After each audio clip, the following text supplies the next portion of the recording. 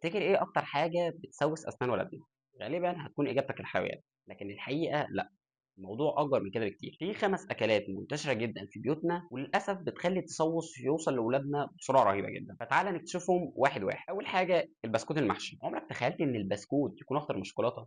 السبب إن البسكوت بيتفتت وبيلزق في الأسنان وبين الضروس لفترة طويلة، وده بيكون وجبة دسمة جدًا للبكتيريا، فالحل إن لو ولادك أكلوا بسكوت لازم يشربوا بعدها مَيّة على طول أو يغسلوا أسنانهم. كتير من الأمهات بيعتقدوا إن الكورن فليكس فطار صحي، لكن المشكلة إنه مليان سكريات، ومع اللبن بيبقى مادة لزجة بتلزق في الأسنان، لكن الحل إنِّك مش تمنعي الكورن فليكس، لكن إنِّك تختاري نوع يكون أقل في السكر. تالت نقطة معانا وهي العصاير المعلبة، لو فاكرة إن العصاير المعلبة آمنة لأنها فواكه فده طبعًا غلط، وده لأنها مليانة بالسكر أكتر من المشروبات الغازية نفسها، والمصيبة إنهم بيشربوها على مدار اليوم.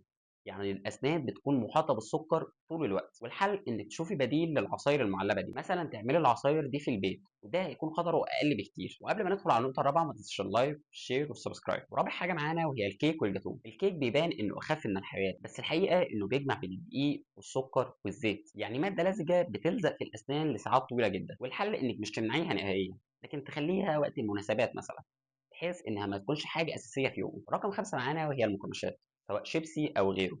الشيبسي من أخطر الأعداء لأسنان ابنك، لكن الغريب إنه مش عشان السكر، لكن عشان النشا اللي بتتحول لسكريات بعد كده وبتلزق في الأسنان لمدة طويلة، والأخطر إنه بيتحشر بين الأسنان وبيكون صعب جدا إن إحنا نشيله بالفرشة، لكن خيط الأسنان ممكن يعمل كده. والحل اللي ممكن تعمليه برضو إنك تخلي ولادك يتعودوا إنهم بعد أي سناك يشطفوا بقهم بميه. دلوقتي السؤال اللي عايزكم تجاوبوه في الكومنتات، هل انت كأم او اب كنت متوقعه ان الاكلات دي تكون اخطر من الحلويات؟ وفي النهايه ما تنساش اللايك والشير والسبسكرايب. وسلام.